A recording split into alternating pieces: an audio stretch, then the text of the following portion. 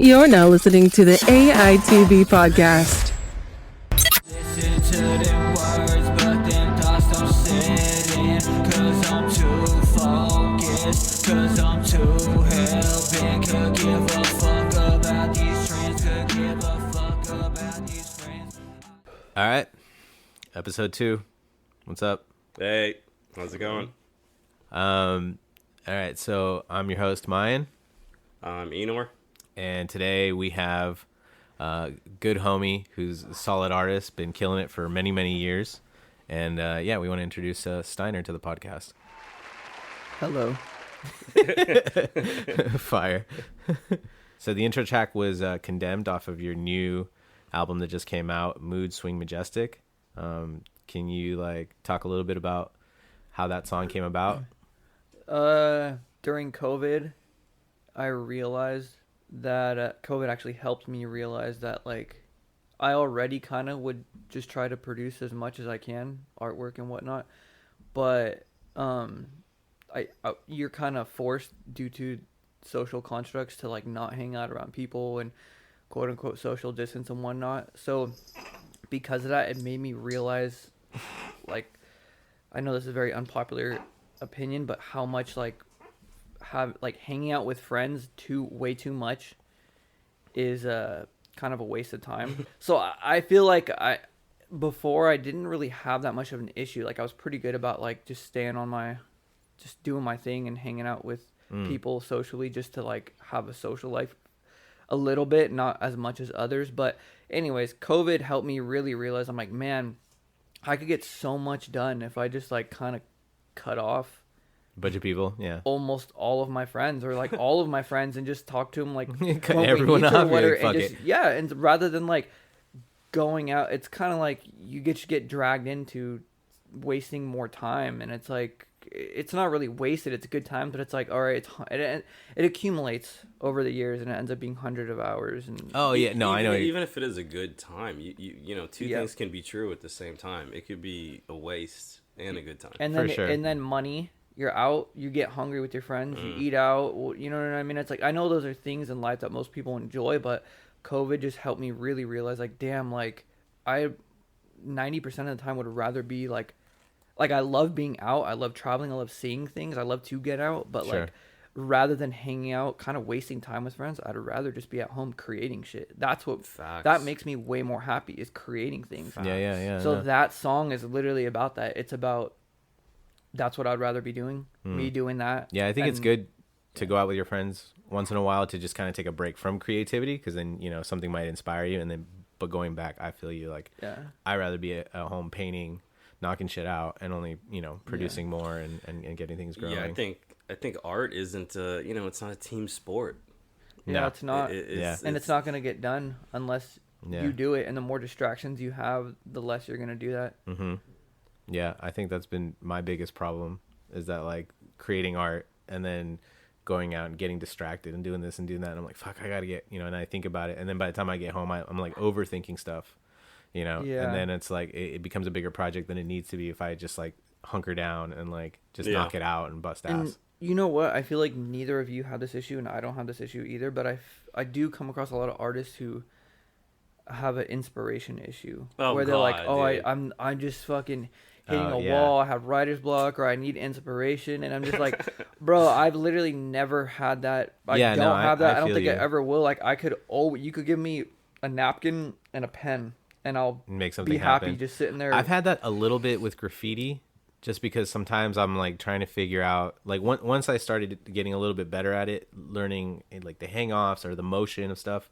And so when I first really started piecing with you, my biggest problem was where I would see you where you do these hang-offs, and it just made sense. And then I'd be fuck. That's different. That's just because you sucked and you but that's were just learning. You trying to progress. All right, well that's fair. But I'm just trying to say that I understand kind of having that block, and I would be frustrated, and I would kind of stamp liquor, Yeah, but that doesn't mean you didn't times. want to do it, because there's artists that will literally, there's artists that are well known in fine art galleries, and they'll sit at home for a and year. Just they'll start doing drinking and all this shit, and they have the canvases right in front of them. They're just some hipster shit. I just not feeling inspired. It's That shit to me is like Suck a dick, get to work. not to judge, and I'm not saying anyone could be an artist really, Yeah, but yeah. it's just like, well, are you really really an artist? really And like, can anybody be an artist? I don't know about that. I'm That's sorry. fair. I'm So, sorry. I do want to talk about that. Obviously, we have questions and how we want to do the show and whatnot. But speaking of COVID, we were kind of talking about this earlier to recording for all three of us. But like, you know, obviously for you, Styner, you know, how has COVID been, you know, as an artist? You know, can you give us any like insight on that? I've honestly liked, like, COVID has benefited me so much. Yeah. The only two things I didn't like about it was restrictions from traveling, because I like to travel a lot, and I was getting a lot of wind and going to a bunch of places doing that, and that kind of put a halt on it. And then also the way people begin to act and how paranoid people are and weird people would get with stuff, which is lightening up a little bit now. But other than that, man, was able to put in so much time to artwork and people getting money from the government and whatnot. People had money to spend. It was like literally stimulus checks are supposed to stimulate the economy. So people are just like, I didn't really do that, but I didn't really like buy random stuff to like make me feel better. But I'm sure like people that were getting stimulus. Exactly. And I do want to talk about this later in the podcast, but for your tattooing, I'm sure people were trying to hit you up more for tattoos and trying to come in and spend that little bit of extra bread that they had. Yes and no. At first, no, because well, obviously the COVID thing, right? People they don't want were to be around scared, people. so sure. it was just kind of like the people who were like, "Oh, I'm down for a, what did they call it? I'm down for a pandemic tattoo." Like people would hit me up It's like in a the thing. DM, like, "Oh, it's like I'm down for a pandemic," and I'm like, yeah. But it definitely wasn't like it affected business a lot. I mean, I had a consistent. I was able to get by and whatnot, but yeah, it affected a lot. But then once things started lighting up and stuff started reopening, yeah, it was just like crazy busy. But yeah, in general, it was like consumption is at an all-time high, I believe. Yeah, for people sure. like there's nothing to do, right? I mean, and people are just buying shit. People are buying toys. People, anything you make, people are just buying everything. So me seeing that, I'm just like, oh well. Rather than me sitting here complaining about COVID, I gotta make a product. Yeah. I also, business was great at the beginning of COVID, and I think it was like a weird episode of Black Mirror. Like it's still going too. You know? It is. But I think that it probably shifted a lot of people's thought processes. A lot of people were probably like, you know what? Like, they didn't know what was going to happen next week, you know? But they did know that I've been following this artist for a while, and I've always wanted to buy a painting from... Yeah, exactly. So I think it kind of just put, like, a candle under everyone's ass to do something. I bet there's, like, a lot of people that quit their job and cussed out their neighbor, and you know what I mean? Like, did a whole bunch of type of shit just because of COVID. It's been interesting to see how people reacted as a whole. My cat just wants to be in the episode. You know what's crazy is... One of my OGs would always tell me when I was like first starting to write, he would always say, like, he was kind of... Which OG? I'm not going to say the name. Oh, okay. Oh, word. Because I don't want it to sound like... okay. like I'm saying something bad toward him. But it's just crazy because over time I just followed what I wanted to do and it kind of proved that wrong. But he would always say, do work and have a career in a field that people will always need. Right? And he said... And he's an artist himself, graffiti writer, but me trying to pursue tattooing at a very young age, I was like 17 years old, hanging out around him, and he's just like, yeah, but if something ever happens, people aren't going to want that. Right. If you're making art for a living. But the thing is, it's a whole different generation. He's way older than me of people. So I'm just like, man, that is true, right? At the time, I'm a young, impressionable kid, because he's in the union, he's an electrician. So it's like by him saying that, it's like, and it was kind of discouraging. It made me feel like, oh, if anything ever... But you know what? Over time, I learned, especially, tattooing art, it's like no matter what, people are always... Even if people don't have money, think about how much people are in debt and buy shit they don't need. People buy art to it's an American better. culture, right? Yeah. I mean, what we do is we consume. But I think the variable in that equation that I think is super important is if you're good enough. Because he's right, but he's also wrong if you're good enough. Yeah, yeah, You know what I mean? yeah, Like, yeah. I mean, tell that to everyone who's ever been a successful musician. Yeah. All of their parents, unless they were also musicians, were like, "There's no future." In Yep. that. Yep. And then their son pulls up in the Bugatti, and they're like, "God damn," Yeah. you know, because Yeah. he Yeah, did no, I it. You feel know, you. so he is right. There's a lack of stability in the arts, but you only have one life, dude. The last Yeah. episode I was on here telling kids, dude, if you really want to do art, pursue it. Yeah. Yeah, Because yeah, this no, is your absolutely. life, and you can do it. It is possible. Now, if you're into... Actually, dude, nowadays, you can do anything, bro. Like, Yeah. you could literally... I was just going to try to come up with some ridiculous, like, You know I what's- want to trade Pokemon cards for a living. And honestly, that doesn't even sound that silly anymore. Oh, it doesn't. Dude, if you get a fucking holograph Charizard, they're worth like $100,000. Jesus, that's insane. I mean, it's That's it's insane. insane. I mean, maybe not $100,000, but I'm saying if you find specific, and I didn't even know about this because we were just talking about this earlier. Yes, I grew up with Pokemon. I love Pokemon. I'm a huge anime fan, but now I started with this is 1998, Yeah. right? 97, 98. Charmander. Right, and it was like, okay, there's the original 133. Now they're at like 500, and I have no idea. Like when Pokemon Go came out, I downloaded that ASAP. I was like, bet I'm trying to be a Pokemon trainer in real life. And What the fuck are we Christ. talking about this? no, I'm just like- I'm saying like now, just going back to like trading Pokemon cards. There's like shinies and shit, and if you find them, they're worth crazy amount of fucking. Yeah. I mean, you can trade Pokemon Go, like, because the thing, you catch the Pokemon in real life on your video game, right? Mm-hmm. So when I went to Japan, there was Pokemon that you could only catch in Japan, and then I can come back into the U.S. and sell those. Yeah. I just have to trade with them, Yeah. For real money. for real money. Yeah, see, that's what I'm saying. You Yeah. could be Yeah. a fucking Pokemon hunter. Thing for a is living. so infused with like the digital world, like fucking metaverse shit direction that we're heading. That yeah, Yeah. you really can do anything. People eat food on YouTube and get paid money. You know what I mean? Yeah. Like, Oh, Yeah. I actually really love. I feel like we shouldn't even spend too much time talking about this because it's gonna be so normalized in like 5 years that Yeah. we're gonna sound like Yeah. cavemen. Like, oh, people are eating food on YouTube. It's like, bro, that's what everybody Mukbangs. does. Yeah. I fucking love mukbangs. Actually, to make the conversation a little more interesting, you know why? Why you can have a job being a Pokemon hunter and eating shit on YouTube now? Why? Because of automation, because of all the jobs that have been taken away by robots. Oh yeah. Like Yeah. literally, that's why. That's a part of it. When I was a kid, there was a McDonald's actually in Millbrae where there was like an old 75, 80-year-old guy, and all he did was salt the fries. Gross. I think I remember that dude. Okay, yeah. Yeah. And he was the sweetest guy ever. And you usually hook you up with little fries. And then they came They- out. They with came a out robot with a arm. machine, ended his career. There's a robot They arm, killed and then him. and they got rid of him. They took him in the back It's and crazy. shot him. I mean, in the it's head. insane. Word. Now, as far it's just because obviously That guy's that old man's a billionaire from hunting Pokemon now. I mean, he's probably lost dead, his bro. That's job. when I was like 13, 14.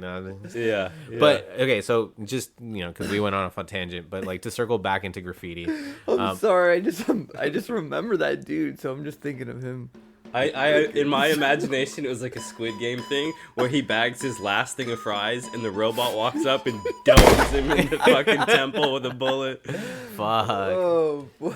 Let's go ahead and kind of start things. I mean, obviously we can progress into other things, but your origin story, how you got started in this whole thing, what kind of when I asked in the previous episode, for Enor sucking on lollipops in high school. Yeah, when did you first discover, or when did graffiti? Yeah, when was the discover first thing you? to really inspire you and really get you started? Pussy. I heard you can get pussy from tagging, so that's kind of Exactly. So I wanted to be the best to get the most. yeah. Nah, I mean, I always liked it. I never thought it was like, oh, that's bad. Like, I always thought it was really cool anytime I seen it, especially tags. Like, just seeing a tag is always, as a kid, you're just like, what, why, what? Like, that's very interesting. And the fact that it's a tag and it's not like a printed advertisement for a company name, it's like, damn, it's like that person's personality in a signature. But I always kind of messed around with it on paper, but it was really in high school. where I went to school at, there was like it was very diverse. All different ethnic groups were there, and we had actually during that time we had a lot of gang culture, gang influence in middle school too. It was one of the worst schools because it's funny. We actually went to the same high school, and I don't remember you in high school at all. Yeah. Well, you were. I'm a few years older. I was a freshman. You were a senior, I believe. He was balls deep in Pokemon, so different wavelengths. Yeah, you were in Pokemon. I was getting pussy. Yeah. That's all right. He was All right. trying to catch a different kind of Pikachu. Because of COVID, I've had my heyday. You know what I'm saying? Shout out to COVID because prior to this, I was like 300 pounds, complete loser. I lose 100 pounds, hop on Tinder, and you know what I'm saying? I'm like picking who I want to fuck that week. Killing the game. Yeah, so it is what it is. One of those things. You can make fun of me now, but I feel like sex is a lot funner now that I've known with the shit that I'm into now. So back to Signs getting into writing. Yeah, well, I gotta flex a little bit just because y'all don't want to talk shit about me liking Pokemon. So how old were you at Pokemon's this point? tight, though. Like junior in high school, you said? Actually, so I actually seeing gang graffiti, I always thought was really cool. And in middle school, I kind of started getting into that a little bit, like just with a few of my friends, we were like starting to like bang and whatnot a little bit. And then my cousin actually went down that whole path in life, and he was getting super in trouble a lot and whatnot, and he always moved back and forth between Arizona and California, and it just got to a point where I would hear stuff within the family and like going to prison and whatnot, and I just thought like, man, what was weird is that the whole, not that I got super deep in that at all, but it was just a big influence that was happening around me everywhere, so I was attracted to that. Like, you grow up in California, especially in an area where there's a lot of gangs, you're kind of like almost like that story that you always hear about is it's kind of like, oh, I didn't have a choice type of thing, But it was somewhat more suburbs than the direct city, so it's kind of like you do have a choice. But the actual graffiti within the culture, I was like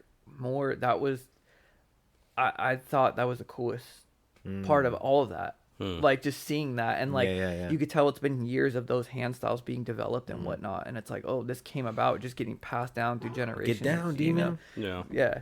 So actually, to me, that was just like more important than everything else. So eventually, I realized, I'm not gonna go deep down that path at all. But well, I already made that decision, and in high school, actually, there was a bunch of Tongan Crips that would. Are you talking about TCG? Yep. So TCG. I grew up around TCG. Yeah. When I first moved to San Bruno. Yeah. TCG, Tongan Crip gang in San Bruno. Yeah. So they were around. Well, I was around them all the time. We're in classes together, and hanging out and whatnot, and they'd always be tagging, and just they had their own hand style of certain things that they would do, and then there was also like a East San Bruno. A lot of those dudes. So there was a lot of Crips in San Bruno, and just their style. And actually, at one point, I remember in science class, like one of my homies was a Crip, and he seen me tagging on paper, and he's like, "Hey," he's like, "You should do this.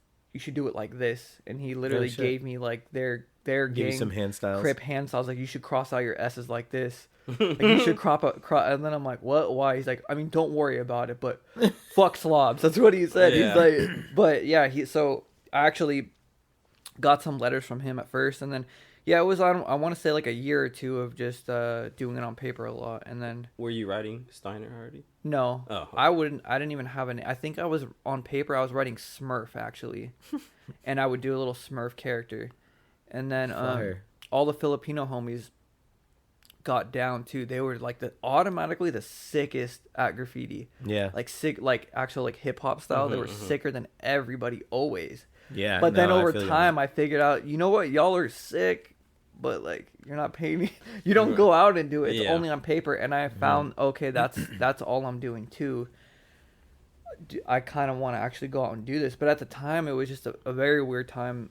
There wasn't a lot of social media and references for movies and whatnot like there is now, so my thought of a graffiti writer was like a dude in a black hoodie walking around in the middle of the night, like tagging on shit. That's a vandal. You know what I mean? There was no reference.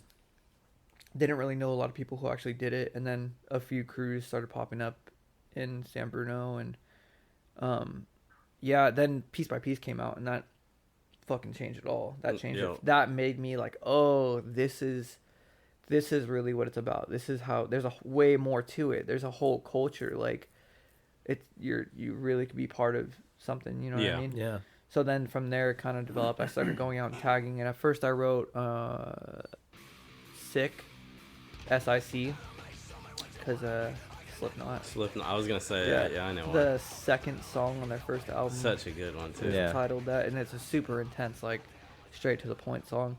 So I started writing that, and then wrote it for, I want to say, a few months, and then I changed my name to Melt. MELT. Yeah. You know what? So there were some crews in San Bruno, and me and my good homies, we all started kind of getting in it together. Thief and Dasher and Dasher's brother, he wrote Plane at the time. We all started like we were skating every day. We would get off summer school and we'd skate all the way to San Mateo on El Camino, just catching tags on and shit. Oh, okay. Yeah. Go to B Street skateboards. I was like, damn, jump on the 391. Yeah, which remind me, later we'll go into this because there's a story with all those dudes that someone asked a question about, or they mentioned the story about a certain something that happened in downtown San Mateo one day. Anyways, we're skating everywhere, so we all got in it together, and we were kind of like our own little, just like these four guys that would skate, and there was a crew in San Bruno, and obviously, you know, you're at that age, you want to fit in, you want to be a part of it, whatever. So we got down with them, but then we were just different, you know what I mean? Like those guys, it just showed over time that a lot of those guys were just in it to like be cool, and they would like bring mops to school and do mop tags in the bathrooms and like talk about it to girls and whatnot. And we weren't really like that. We weren't walking up to girls didn't really give a shit about graffiti. We were not walking to like, yo, I'm so and so, I write this, you know.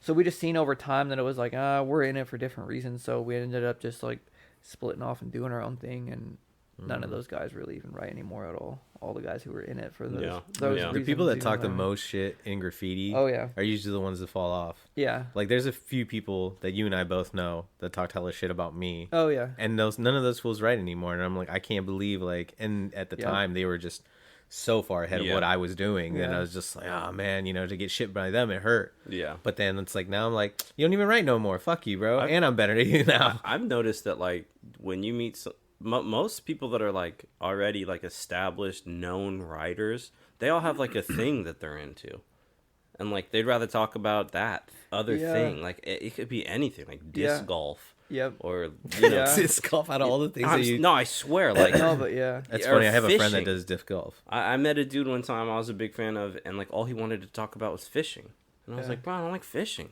I was like, what the fuck? And then you know, it's just like, I just realized, see, those are people who aren't like going out of their way to like make. I think those people that talk hella shit about it, like you just said, They're trying are to like, prove themselves. They're trying to come off and portray themselves as like, I'm all about it. Yeah. It's like that with anything, bro. When you're an extremist, it's like people who are like, I come from the hardcore scene of music. People who are like all about it, and all of a sudden, like they're like, I dropped out of the hardcore scene. Yeah. I was in it for 2 years, and like, it's like a thing. It's like a title now. You drop out from the hardcore scene. Like, bro, what is that? Like, why? Like, yeah, you know, it's like straight edge too. The people who are the most go around talking shit about people drinking and smoking. Yeah, who are so like, that's fucking stupid. Blah, blah, blah, you blah. know, they flip up and they end up becoming fucking drug addicts and alcoholics. Like, I know like a bunch of those people. It's funny, you know. Growing up, it was like in high school, you were either a rapper or a rocker, and that was it. Yeah, that was super annoying because I would get fucked with because I liked both, and I always liked both. Yeah, I mean, I think all three of us grew up listening to both. But yeah, it was definitely a thing. You were either into hip hop or you're into metal, and there was no subcategories. Which whatever. And then Linkin Park came out. Oh, dude. Dun, dun, dun, dun, dun, dun, Yeah. dun, dun. But it was now there's so many people that are like, oh, this isn't that, this is this. Shut the fuck up. If you're into it, you're into it. If you're not, you're not. It's not a fucking big deal. All right, I can go and listen to hardcore, I can listen to punk, I can listen to fucking new metal, you know. I fucking still rock Limp Bizkit, and I can also listen to fucking Atreyu, Slipknot, fucking what's that one that you have all the time, it starts with a T. I think the lead singer just died. What is that? Power Trip? Power Trip. There was a T in it, but I just remember there's a T. Yeah, but exactly. Twitching Tongues, but Power Trip vocalist died, right? Gotcha. Well, yeah. So it's just like, man, it doesn't matter, or I hated going to concerts and you'd have a band team and you're like, name all the songs. Oh, I've never had anybody say purists. like that to me. Fucking purists. Purists. I hate fucking purists. Yeah. Did I say that last time? Yeah, you said it last time. That you yeah, that's what. Okay, thank you. Yeah, that's what you're talking about. Yeah, purists. fucking purist.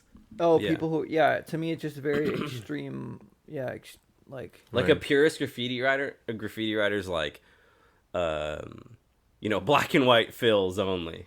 Yeah. Chrome maybe, and they don't. Or like the people that are, here in the Bay Area, obviously it's heavily more funk influenced, so there's people that are just like, all that other bullshit. And I did want to talk about that actually, since we're talking about how you kind of get into graffiti and stuff like that, being that you came from that gang culture. Obviously your style sticks out from like a lot of people because it is very much funk based here, doing your fill, then your outline. But hanging out with you early on, I noticed that you do your outline 3D first and then your fill after to make that grimier, more aggressive looking. And to me, that really stood out because it was like a technique wise of what you're doing to make that aggressiveness. Can you like elaborate a little bit more on how that gang culture, what other things outside of that gang culture inspired the style that you're doing today? Just the look of it, I've always been attracted to. Like that organic, sharp, rigid.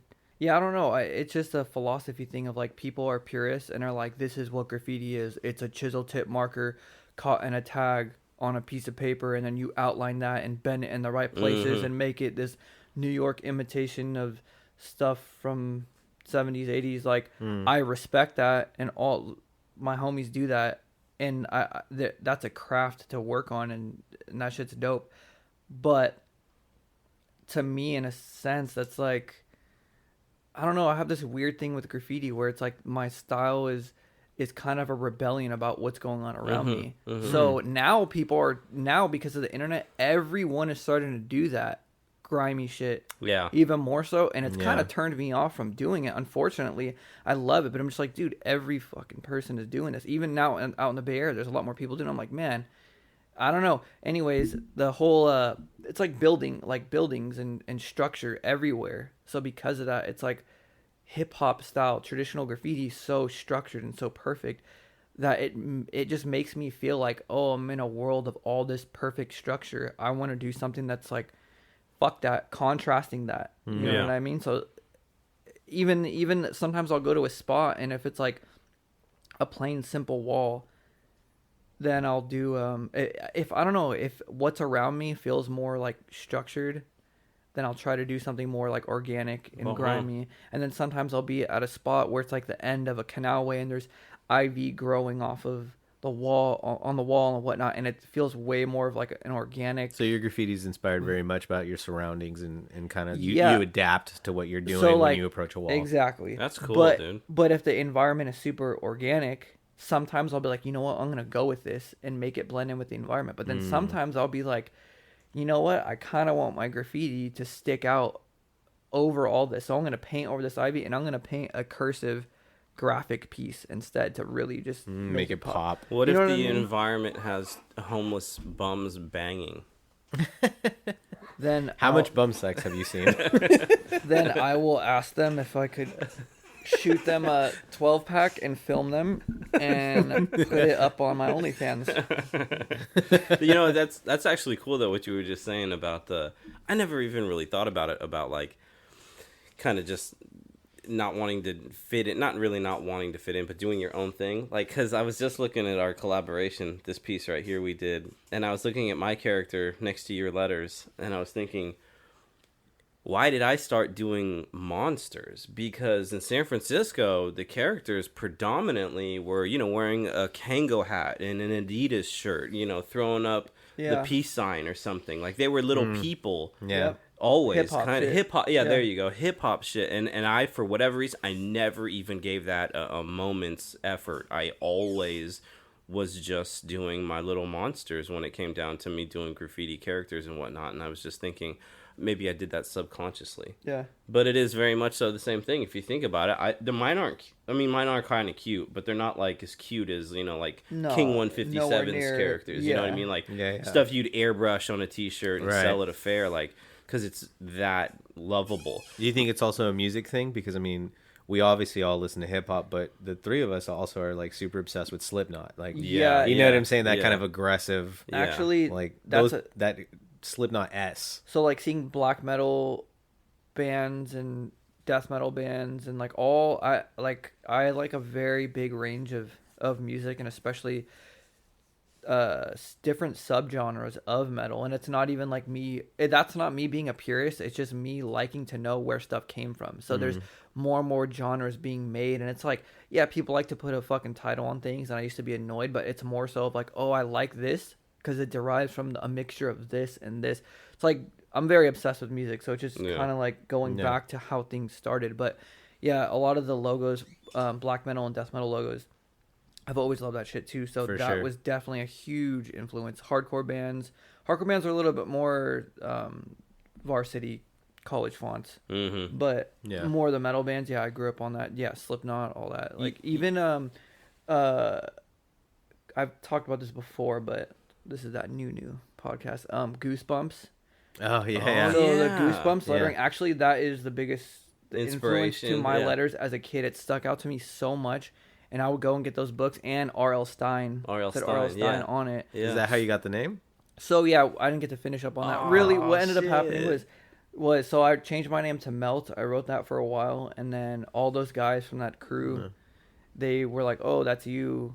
Yeah, and then I'm like, "How'd you guys know it was me?" I don't know. I was just trying to learn how to keep it cutty at the time. Yeah. I was just learning. I was getting more engulfed in the culture, so I'm like, "Yo, I gotta keep my shit under wraps." So then, yeah, one night, me and my homie were walking home. It was like an hour walk, and I was just like, "Man, I need to come up with a name that I actually like. Like, I really like doing this. I really like it, and if I'm gonna do this, I can't have some like generic name like I've been having. Like, if I'm gonna pick something to write forever, I need to like the letters in it." So I just wrote. I had a marker, and the whole walk home, I just kept writing different names. And then once I got home, we stayed up till like 4 a.m, and I just went through the alphabet, writing it on a piece of paper, and picking what letters I liked the most. And I liked S's, and I'm like, well, of course, everyone likes S's. So, and then Have you rocked a Stussy S yet? I don't even remember exactly what that looks like. You know the traditional 3-bar S with the diamond tops that like everyone of course. does. Yeah, I was doing that in first grade, of course. No, but I'm saying, have you done that in a piece yet? Oh no, I actually was going to do that. I Oh. was gonna do them. Like, that would be so sick. And then of course, internet, social media, it being what it is, like, I mean, everyone does it, but seen it's still like, nice to see. I seen it I a love few it. years ago. Like, some guy in Europe did it, and then after he did it, everyone started copying it. And I'm like, oh man, like, but it would have been cool to do that. Yeah.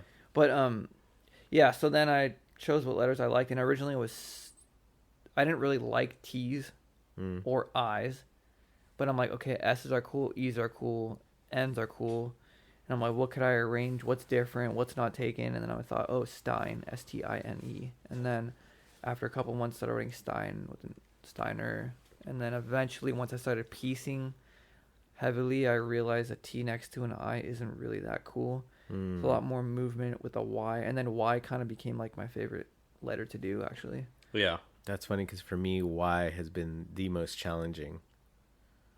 And actually, Yeah, you Styner guys have would- two very different Ys. Yeah, no, I mean, our styles are completely different, but Steiner's actually the one that gave me my name because when I first got into UGS, We're at Arojos too. yeah, we were at Yep, I Arojos, remember. yeah, and so, Jammer, the leader of UGS, was like, Shout out Jammer, yeah, Oh, he's yeah. an awesome guy, Yeah. the goat. yeah, he is, and so he was like, yeah, we already have too many fucking people in the crew that have same names as other famous graffiti writers. No more repeats. You got to think of something. And so I was like, all right, bet. And so This guy's the worst goddamn name ever. Yeah. You know what, too? It's like you had that, you were writing that name, and I've I've came across this with like so many of my friends, and it's like too much of a heart to like be an asshole. Like I could be a real asshole at times, but it's just like, bro, like what the fuck are you doing? Like stop. Like he had everyone telling him the same. And I was thing. trying to say it in the nicest way, because the thing is, everyone was already telling you that, so I didn't want to be like, bro, you're an idiot. You're not gonna do shit if you don't change your name. It's like you could do whatever you want, but it's like people would be surprised on how much like getting a right name for yourself could carry you in your career. You know what I mean? And like as soon as you did that shit, bro, like shit changed up. But it's like, yeah, why are you gonna write something of someone who's already been doing it and killing it for a lot of years, and you're gonna try to come up with their name, and you're from an area that they've killed for a while? It's just kind of like, what are you doing? You know? And she was already killing the name. Yeah. No, and that's why I changed my name. You know, it was one of those things. Like it was like, and she was already stabbing other crew members from opposing crews and mob at art shows and other crazy shit. Yeah. But that was kind of my thought process. Was like, well, she's in jail for the rest of her life, like. So I'll steal the name. Yeah, she's not gonna rock it no more. Shit. She ain't gonna have some respect for the game. But that's why I changed the spelling. Oh yeah. You know what I'm saying? Because it was like all right, let me change the name slightly, but I still liked it. I liked M's. I just love how this fool had like every single person in his life yelling at him to change his name, and it took him years to switch it up. Yeah. Well, I really wanted to be in UGS, and so it was like one of those things. And so I wanted to keep an M name. And so being Guatemalan, there was already a Maya that I saw tagging like crazy. Never saw someone, Myan. And then Styner was like, all right, why don't you drop the first A and just rock, M-Y-A-N. And I was just like, oh, fuck, that's sick. And then I was just I ran with it. Then I was like, you could spell different ways and you could add an S at the end. Like, I always like that when you have a name where you could switch it up. Yeah, because now I do M-I-E-N. Which is funny because at first it was Myan, and then I did Mian, and then I did Mien, and then I was like, that's kind of getting away because you could do Myen, it's still Myn, right? But when I did Mien, I was like, that's kind of like Maine, and so then I started doing I started doing a little tag above. When I would do Mien, I'll do a little chow on the top, so it's kind of like a side name. So in like I went to like Bakersfield, and I found a few tunnels out there, and so I did chow mein in a bunch of tunnels in Bakersfield. I was like, when people just like add on like gross, sometimes we'll just put an S on the end. Gross. Yeah. So about a year or two after I started writing Myan, I did a piece, Mayans, and I did hashtag Mayans, right? Myans. And someone was like, you fucking fake piece of shit. There's already a King Mayans. He's been killing he's CDC. I had no idea there was a Mayan CDC. Someone tear you a new one? Yeah, he was like, you're a fucking fake. There's already a fucking King Mayans. You're fucking tripping. And just, it went into me. That's funny. And then I looked it up, and I couldn't find anything. Because we actually sat on Flickr and typed Myan graffiti and found nothing. Yeah. And then we typed it. Later, once that guy fucking chewed me out, I looked up Mayans. And, I mean, late 90s, early 2000s, he fucking killed Freights. Yeah. But it was like, okay, he hasn't done anything since, 2000. So I'm like, nah. Yeah. That's funny to know that you got your name, like, actually dissecting and thinking about the letters. Yeah. I had total opposite for me. Really?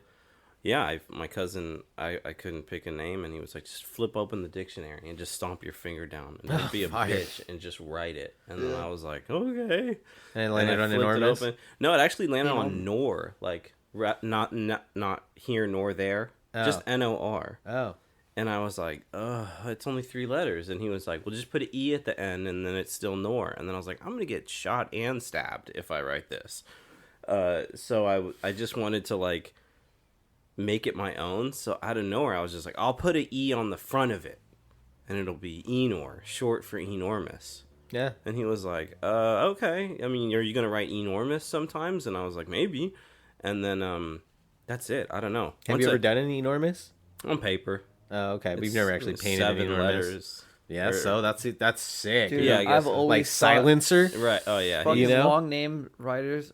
Names are fucking sick. Well, Yeah. it's just so BDE. It's like I am clearly not a pussy with, Yeah, with yeah, these yeah, 8 letters on the side of this. That's what building. I'm saying. Yeah. Silencer, fucking. Yeah. When he did those, it's just like it really Yeah. stood out. I was just happy with knowing that it wasn't real word, so I Yeah, knew yeah. that it was going to be a long time before I had to have the conversation of like, oh, I write that too, you know, because it did eventually happen.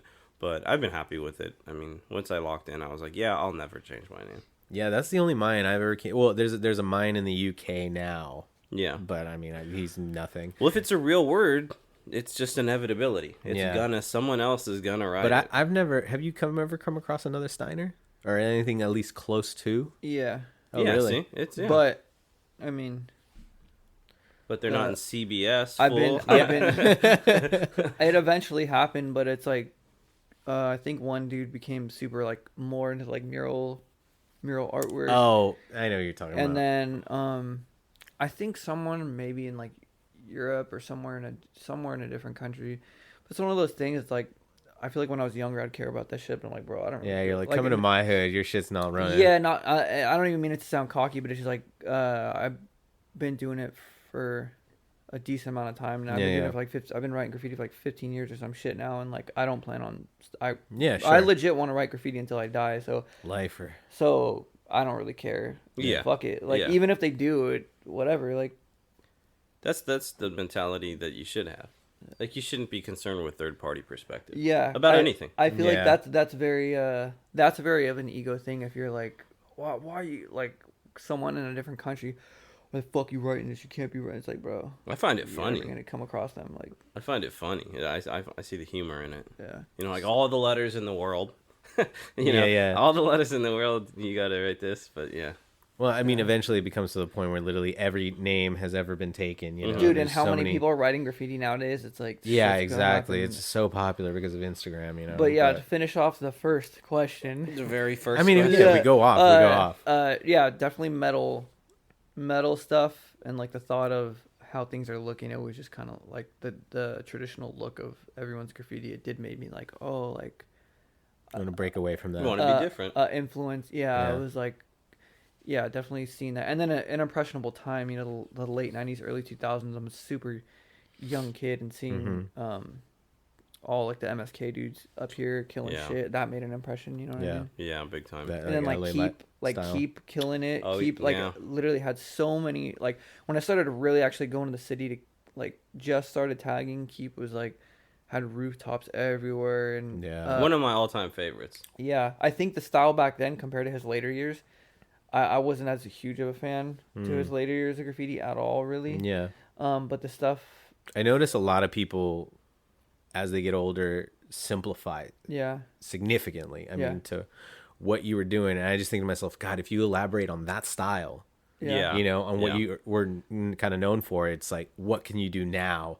And then it's like you're kind of just doing like fonts in a way. And Yeah. You're just doing straights and stuff like that. I mean, every once in a while, Keep would definitely do some stuff that's just like, oh, that's sick. But Yeah. there was a lot of stuff where it's like, I kind of remember you as a kid, and I'm like, fuck, dude, that's so much. It speaks. Is much that more. sad? Is that a bummer? Are those artists that are To like, me, that's a bummer. They're losing their yeah. passion for it. Like for me, well he was living a completely different lifestyle. When Yeah, he was well, doing all yeah. those rooftops and all yeah, that yeah, shit. yeah. No, like, and I'm not gonna call this writer out.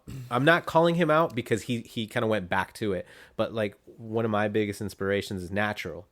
I think Natural, what he was doing back then, and then when he started writing again, it was very simplified. But now he's getting more elaborate and more crazy, and I feel like he's kind of going back into that. So for me, that's exciting. I think that's an example of a writer that didn't keep doing more simplified stuff. There's a lot of writers that are just super simplified, and then they just stuck to it, and that's just what they do now. And it's just like, okay, well, I still appreciate your legacy. I feel like Natural is back into the elaborate shit, which is exciting for me because I'm a very big fan of his artwork. You know what though? My perspective on writers doing that has actually changed in the last like year, 2 year, 3 years. Really? Because for a long time there were so many writers that would do super complex, look like they'd push themselves a lot early in their earlier years, and then as I got older, I thought from my egotistical standpoint, I thought it was kind of like, oh, they're dumbing it down. Right.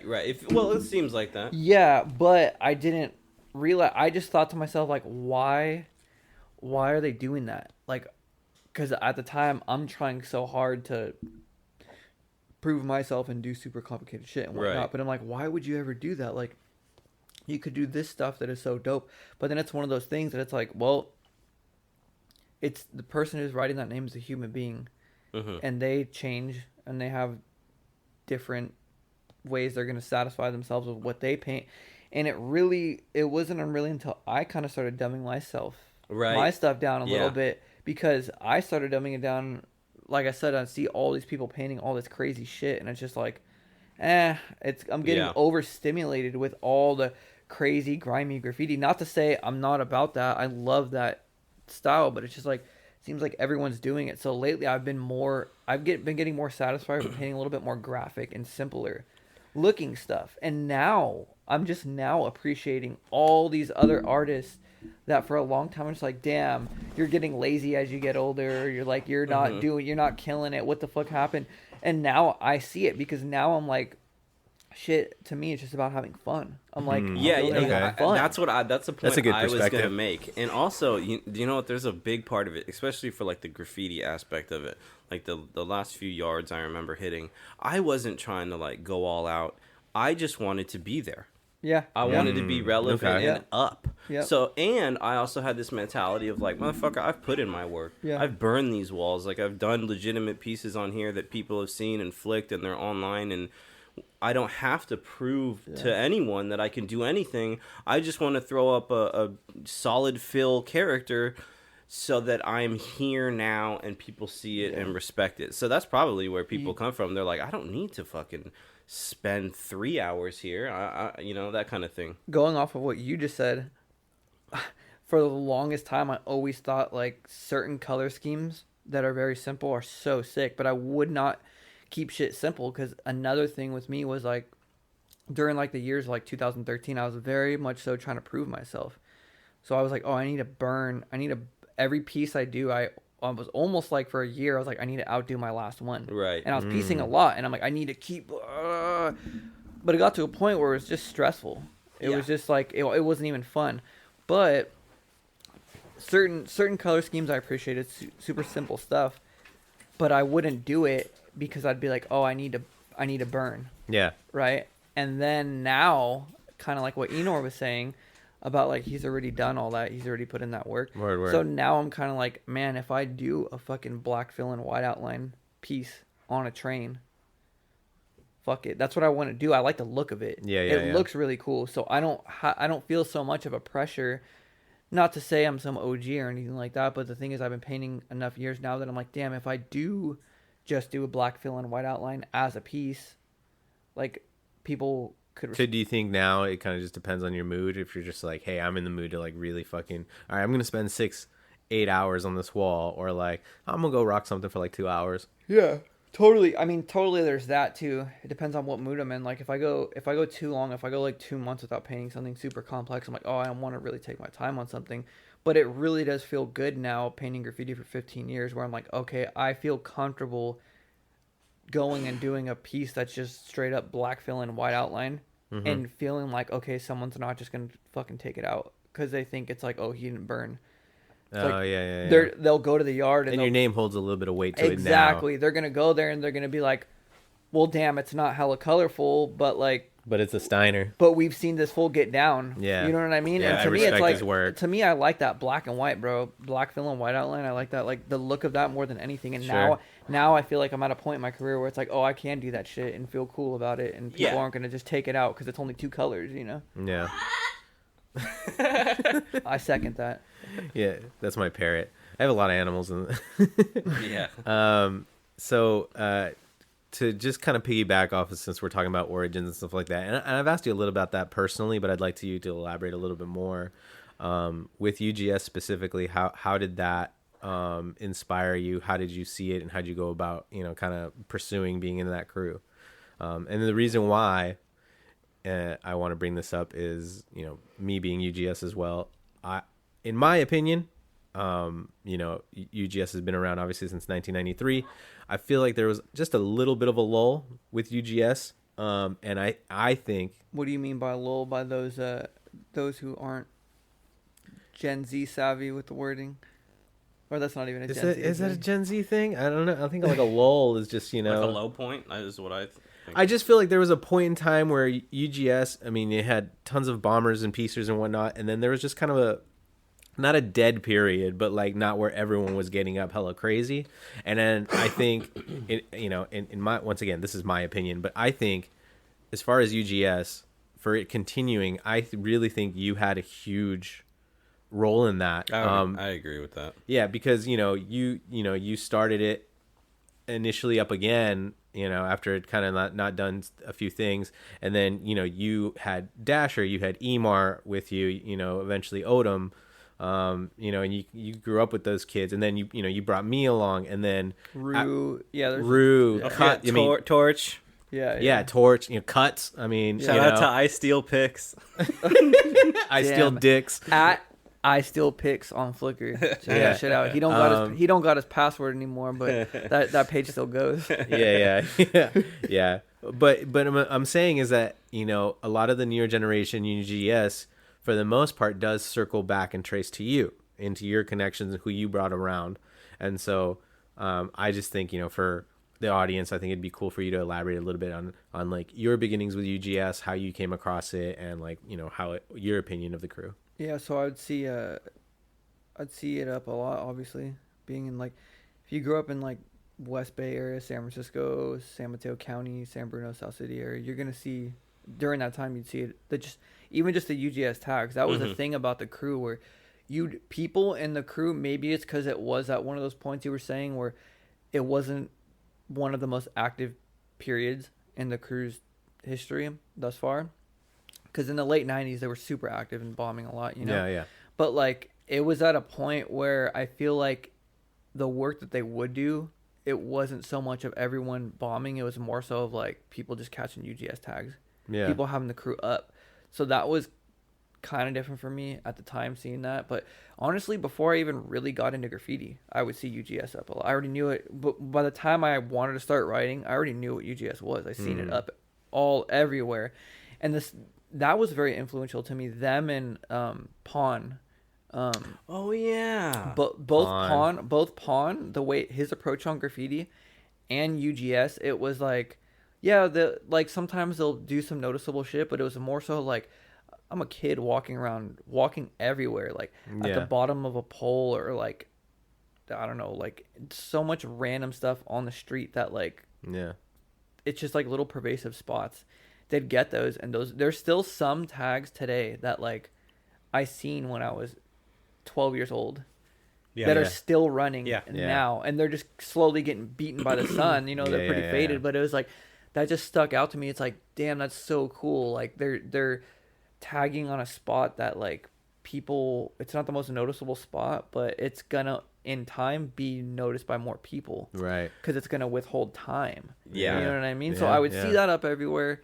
And then once I got it, once you get into it and you see the crew that's been up everywhere, you're just like, oh my gosh, that's like, you look at that, like, it's kind of like godly shit. Like, I'm never even gonna meet these guys. You know what I mean? These guys are way older than me. You know what I mean? That's how you look at it. So like, eventually me and my friends started, talk about them, like, oh, that'd be so dope to get in UGS, blah blah blah.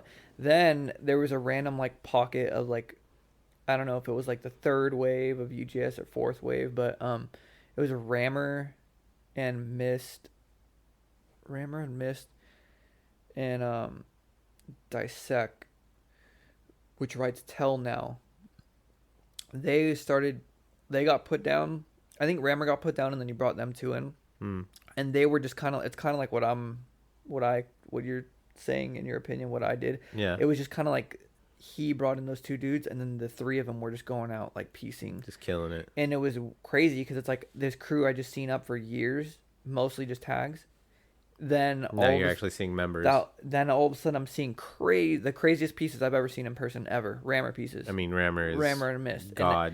There was this abandoned water tower near my high school, and me and Dasher and Thief and all them, we'd walk there after school, and we'd go there, and like every couple weeks there'd be like new rammer pieces in there. Oh, really? Yeah, and that was just that was like, oh my god, like seeing how clean the lines were and everything. No joke. At one point, we thought it was like math nerds. We literally were like, this had to be like these geometric fucking. Yeah, we're like, these dudes are bringing cardboard, and these are fucking math nerds. I remember thinking about like tape. It got to be Yeah, a stencil. yeah. It can't be just a can. Yeah, and I'm not even gonna lie. At one point, we went to Tanfran Mall, and we were walking around, and we just seen like a group of like nerds, but kind of look like they could be graffiti writers walking around. I'm You're like, that's dude, rammer right there. No, we were just like, oh, that's those UGS pieces right there. That has to be them. You know what I mean? It's just funny. It was kid shit, actually like, Myan looking for Pokemon. Yeah, it was you playing Pokemon Go. But no, at the old Tanforan before it got remodeled. There, okay, When it was carpeted. well, the old Tanforan before, there used to be the Rat Mall or the Rat Theater. Yep. Remember that? Yep. And yeah, I went and seen Hocus Pocus there after the movie was already out for like 4 years. Yeah. Hey, does anybody remember when Fashion Island was a thing? Like, what Foster City? In Foster City. Oh, Yeah, it was like it was a whole now thing. it's Bridgepoint. Right. Yeah. But no, I told it still says Fashion Island exit. That's what made me think about it the other day. I was getting on 92 and I was like, oh yeah, Fashion Island was like this magical place when I was a kid. Yeah. Hilarious. Well, yeah, with the old Tanforan, just going back to me being a fucking anime nerd, they had a dope ass anime store. Bro, jeez. nobody like my girlfriend right now. Yeah. Her and her friends on separate occasions. Like, they didn't all go there together and decide this. Her friends have individually gone there, and they're all just like, Tanfran's hella ghetto. Now, they think Tanfran is ghetto now, and I'm like to what? us who grew up there, How it's the fuck is that ghetto? I'm like, bro, you have no clue. I'm like, before they redid that mall, like legit. Same with Hillsdale. I was just gonna. Yeah, go ahead, finish. No, Tanfran when we were kids reminds me of like how parts of Fresno are. It makes me think of like mall rats. Literally, yeah, it was The like movie. abandoned. Yeah. Like, I don't know how any of those businesses were still in business. Yeah. And I just remember it was literally where gangs would go and fight. Like, gangs would see each other there, they'd fight, and then the movie theater, actually, funny story, I have photos of it. Pawn, I don't know if I ever told you this, Pawn would go there. Oh, you actually ended up meeting and knowing Pawn? Yeah. They were in a crew together. What? Yeah, he put me down in BM and shit, like, before I got in UGS and everything. Yeah, he's super shit. cool. Dude, like, he was a... Yeah, we bumped into Pawn when we were at Rice and Roll. He was a huge influence to me, and, like... Yeah, a huge influence. He was one of the few people up, like... I didn't really have like a lot of people like mentoring me anything, you know what I mean? And then once I met him, like I sucked. I was horrible at the time. Yeah. And like the whole time I was actually hanging out with him, I was horrible. But he was cool enough. He like he was like giving me game and telling me all these stories and whatnot. But he told me that movie theater was so abandoned that his friend worked there, and like no one would even be going there. But his friend, like, whatever, would sell the tickets or whatever. He legit would go. He's done it multiple times. He'd go there in the actual theater with a bag full of spray paint and just piece. And he would literally piece on the walls. Damn. right next to the screen or in the hallway on the way. And he would just be there for 4 hours piecing. What? That's insane. Yeah, that's wild. that's how fucked that mall used to be. I have the photos of that shit too. I'll show you. Pawn was like, for me, it was one of the first graffitis that I really saw. I'm gonna bleep it out, but he did the full spell out on each little fucking break section. You could just say, if you do want to include that, and you could just say there was a spot. Why even bleep out? Because there's only, like, I'm sure if you look up, you figure it out. Okay. I don't want people to know the spot. All right, well, I'm not burning out a spot. Regardless, you could just say. Well, anyways, so the specific spot. Blow up the spot. No, but see, that's giving it a covered head to toe in graffiti. It don't matter. Has been it don't for matter. 20 years. It's the marijuana. Yeah. I don't care. That is one of the first spots when I was 13 skating the foundation. Yeah. That to me is like my home. I Actually, really care about that. We should talk about that on here, though. I really care about that spot. I actually have a lot of love for that spot too, because that's actually the first spot where I felt respected. Yeah. Do you remember the character I did? The pink right one next to Omega. It ran for so many years. Yeah. And Omega told me when he brought me down there, he was like, do whatever you want. It's not gonna run. Yeah. And I was like, all right. And you ran the longest for sure. I mean, I don't even know how many years. No, yeah. And so that spot, we'd skate the foundation. Are we keeping this on? Yeah, no, yeah, for You'll sure. just bleep out I'm just that gonna bleep it out. Cool. But that spot for me was and no, because you know what it was, and I'll tell you why. Is because there's this one kid, and I'll bleep it out because I don't want to give him any fame. Hold on. Before you continue, I will just say that there was this spot and maybe one or two other spots in that were kind of like practice spots where if you started writing graffiti, you could go there and try to improve your skills and piece and whatnot, and nothing would really ever run there. No, But yeah, you were gonna get gone over for sure. There were those few spots that it was just like it's very impressionable. You go there and you see tags from people and whatnot. Yeah, It's and like, and you know, for us growing up in where there wasn't fucking, you know, like the East Bay where there's just fucking dime a dozen spots. Yeah. For us, it was very limited. Very little. And so to, you know, skateboard there and then we'd, you know, go hang out and drink a beer or smoke a cigarette, you know, because we were like rebels. Seeing, you know, Pawn there with his little Pawn character. Yep. It was just so, and it was like just a white fill, black outline. I think it was red border and then cracks. Oh, you're talking about the one that was spread across 4 planks. Yeah. Or 4 different That panels. to me fucking... Yep. I mean, it was like, whoa. That was like you the know? biggest thing done there at the time. Yeah, Like, for sure. No one And- ever went that big. no, And and- anyone who did do that years later, who tried to like take up all their shit got taken out. So would you say that was the first thing that actually blew your mind in graffiti? Yes. Because I know the first thing that blew my mind in graffiti. Do you know yours? Probably seeing a rammer piece in person, yeah. To be honest with you. Mine was plant trees used to hit the back of the billboards on 101 in San Carlos, and then in like December he did a Christmas tree. I remember you telling me this. And I was like, I think I was so young in my brain, I didn't really think like the tree that was there every once in a while was graffiti. I don't know. It was confusing to me. I was that young. But when I saw the Christmas one in December, I was like, oh, someone is just doing those trees however they want, whenever they want, and it fucking blew my mind. Yeah. Yeah. Yeah, so for me, I think that was that Pawn spell out 4 planks. And so the reason also why I'm bleeping this out is because one time I met this kid and he was like, I really need like a little practice spot. And I was like, yeah, you know, there's this little spot, you know, it's Cuddy. He was a nice enough kid, you know, and I shot him the spot because I thought, you know, he's just going to do maybe like one thing, and he toyed the fuck out of that spot so hard. Went over things that were running for hella long.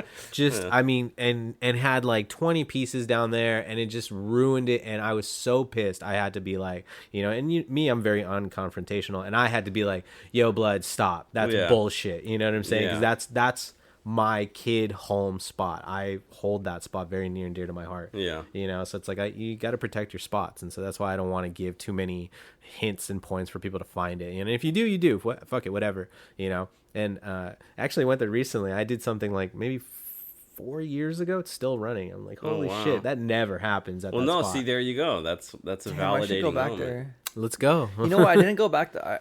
I went like There's years it. without going back there because like the few times that I did, it was like, this is cool, but these walls are really small. But now that I do that like S, oh yeah, that one of those like would pin? do that there, fit. yeah. That would be Yeah. fire, dude. Yeah. No, there's There's actually another spot right near there.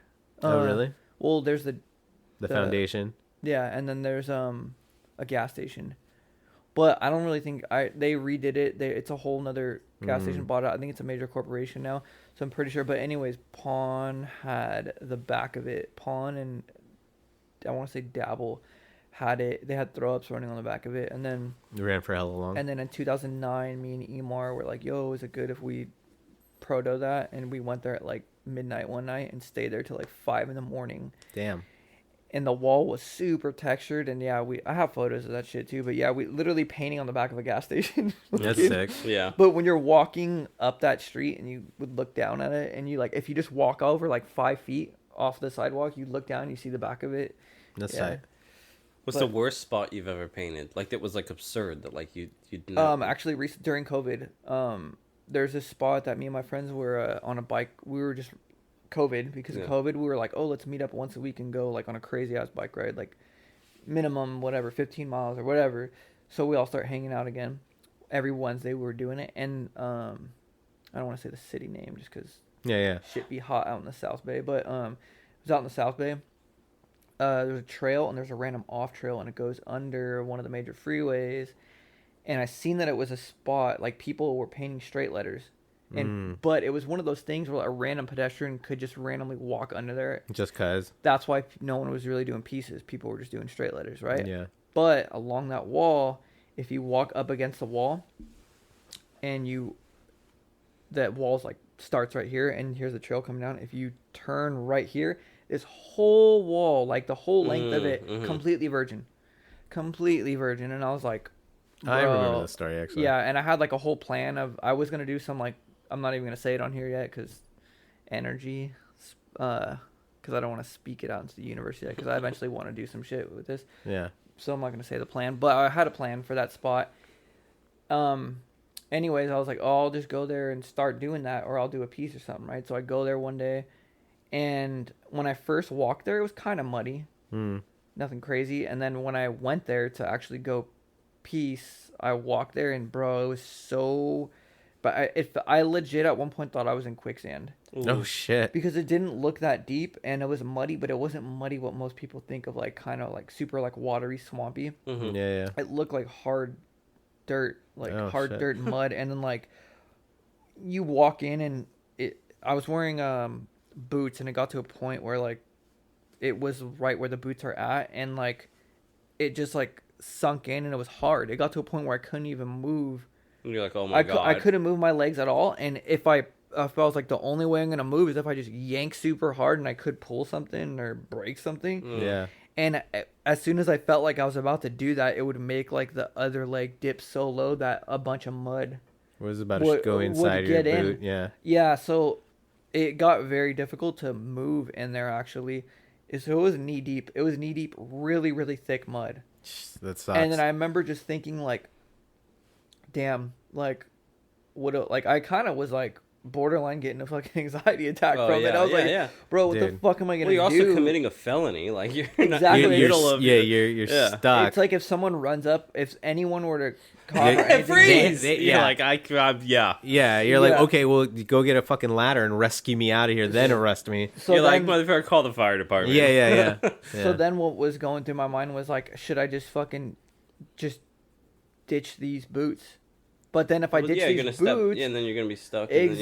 in the next step. So I'm like... And then I thought about it, and I'm holding my bag of paint, and I'm like... I'm already like right up against the wall, and the whole wall's virgin, and I'm just like... Okay, I can't move from here. And I'm not even facing the wall. I'm facing... Like, here's the wall right here. I have one foot like this, and the other one's like this. And I'm like... If I paint the wall, I'm like this, but I'm just like...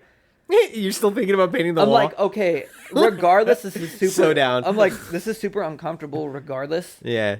But if I just bitch out right now and walk away, Yeah. it's the same amount of uncomfortableness as if I paint something small, you know what I mean? Yeah. So I ended up doing one of my S's, bro. This shit was so uncomfortable. My fucking, like... But how'd you get out eventually?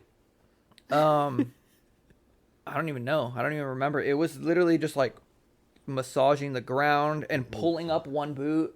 You like wiggled your way out of there? Dude. You know what I was thinking? If I truly did like start to get a panic attack, or if I heard someone coming, I would jump out of the boots, belly flop, and then roll. Just kind of like mud skipper You'd over. be filthy, but you could get out. Fuck, I mean, yeah, because you have not a gonna more surface. Sink if you're laying down. Yeah. I think at one point I grabbed the plastic bag I had the paint in, and I was like trying to reach near where the mud was wetter scoop it like in between where the mud was meeting my boot Jesus to try Christ. to move it. Yeah, it was honestly it took a long time to start getting longer movement. for you to paint than to move my boots out of the spot. Yeah. Than to paint. It was for sure because So it took me like 25 minutes to do one of those S's. So then I'm like moving and think about it. It's like I move a boot one step and I still have a whole process to move that another again. you know what I mean? That sucks. So that happened to me once as well. And I remember. if you guys go far back into my, well, not far, maybe like,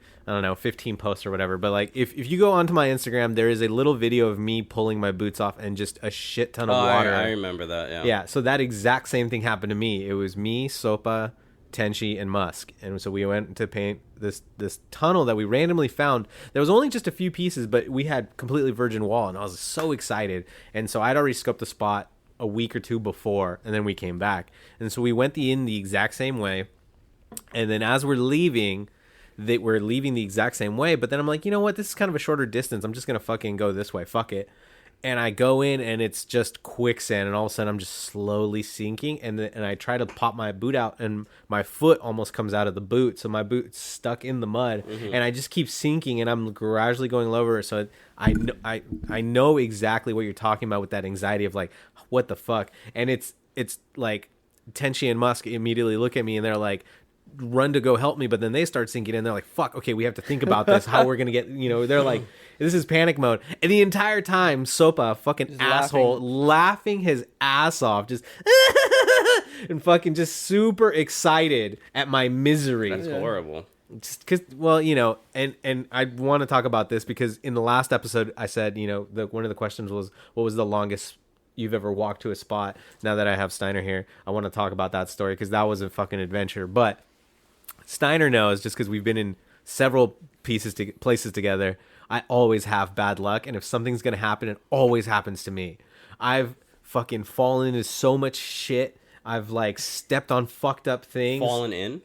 Oh, I mean, we hit this spot called the Bat Cave, and it when you go in, you have to go in. Oh, I forgot about that, bro. But it's like you just have this. I don't know if it's luck or if you're not really too much of a klutzy person, but when it comes to like not really. But when like, it comes to graffiti spots, bro, it's like I have such bad luck. It's you're something is going on. So just so you know the story, but so yeah, there's this restaurant right above the entrance, and so we were like, fuck that, they open so early, we have to go even earlier. So and it's in a downtown area, so yeah, so it's just hella hot to get in, and so we planned it, and it's funny because Steiner's like, all right, I want to go in and bring like enough paint to do like 3-4 pieces down there. We're gonna spend some time. And I was like, fuck it, and so I brought a duffel bag, a backpack, and my camera, the whole 9 yards. So we're sitting 3,000 marbles in a duffel bag. Yeah. And so fucking oh god, Tenchi's gonna laugh at that. But so we're fucking have like 40 pounds of paint on both of us, and we're going into this creek, and when you go in, it's kind of like knee deep. Some parts, if you kind of fuck your step up, you go maybe a little bit past your knee. But we just brought shoes. We're like, we didn't have boots. We're like, fuck it. We know we're gonna go past our knee. It's gonna go into our boots regardless. So as we go in, we decided to go in at what, like 3 a.m? Yeah, I think I picked you up at 3. Yeah, okay. We maybe went in at 4 in the morning. 3:30 or 4. Yeah, and so as we're going in, I fucking, it's pitch black. We're in a creek. I can't see anything. I misstep on a rock, and my entire body goes into the creek. Literally just my... I mean, we're already like knee deep. We're already knee deep, but their whole body is just like... God. And it was like, it couldn't have been more perfect. I put my cell phone in my backpack on like my top pocket and my camera.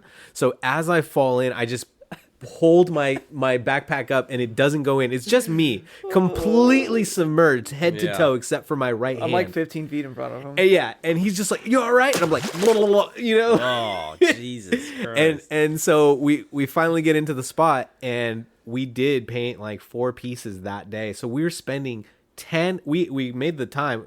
I spent 10 hours in a cold, dark tunnel covered head to toe in water, and I've never been so fucking cold in my life. Oh my god. And then I passed out at a lawn in Berkeley after. Hey, oh yeah, because we were so exhausted. We fucking ate at Saturn's, and then we had Cinnaholics after, and then shout out to Saturn's. They're not around anymore. Yeah, they closed it. It's funny now, the dynamic of painting with you. Before I'd be concerned, but now it's like I'm so used to shit happening to you that like I'll be 10 or 15 feet in front of you, and then like I just know something happens because I'll just hear crash or fall or whatever, and then I just hear the like the noises. I'll just hear the noises, and then Steiner just shakes his head, and I'm just like, "You good?" And then it's just like, "My camera" or whatever it may be. I'm like, "Oh, good." Something always fucking happens, dude. I'll tell you a quick story about something that could have been. I mean, who knows? Maybe even fatal. Check this shit out, Jesus. Dude. I'm with I wasn't actually here this time. I did go with the homies to this. It was this huge, I don't know, maybe you guys don't know the name of the spot. It was on Treasure Island. The one with all the glass? Yeah. And it's like a big circle. Yeah. Oh, the school, that they tore down. Right. So I went there the first time with sick ass fucking knock a piece, that silver knock a piece. Yeah. Oh, there was tons of dope pieces. Burners, So I did a big piece. I was next to Omega. Grow was there. I remember that. Tahoe was there. Yeah. Yeah. It was dope, right? But and then I think the very next weekend, I think they like FaZe wanted to go or somebody, so they were like, "All right, we're going back." And you know me, I'm like, "Already painted it, no thanks." Like I'm not going back to anywhere again. And they said they were like, "Oh, we went to the basement this time." And I was like, "What It's for?" like a bowling alley or I don't know, shit. but they told me this story. They didn't have a flashlight because when we had went before, we didn't go down there, so they didn't think to bring one. Yeah. Okay, so they go right, and Omega's like, all we had was my little disposable camera, click, click, click, flash, and we take a picture, and then walk. It was pitch black, he said, down there. So he said they'd take a picture, and then everyone would like look at where they were going. You'd get the flash, and then okay, take a good walk for like 20, 30 steps, and then take another picture. Right? Jesus. So I'd okay, love to see that film. okay, but here's the fucking crazy part, dude. Because he goes, bro, when they didn't know about this risk until a week later when the film got developed. He said there's pictures of like whoever it is, FaZe or Grow or Omega, walking because he took the picture, right? So there's people in front of him. And whoever's walking, huge manholes wide open in the floor. Oh, fire. And they're standing, walking right next to them. And they didn't see it in that Right. few second But flash. you could see in the picture, like inches away from Oh my an God. open manhole that goes to who knows what. Fuck. Yeah. The Bayswater. Yeah, That's what it exactly. goes. Yeah, just you're wash up and Treasure die. Island, right? So yeah, when he was like, dude, these are the most terrifying pictures because we didn't even know how close we were To death, to yeah. falling into these holes. There was a bunch of them apparently. Fuck. Yeah. Yeah. So imagine. Okay, so just imagine it's pitch black. You're trying to make your way through this room with a And you big see, backpack full of paint, and then you just fall into the abyss of who the fuck knows what. Yeah.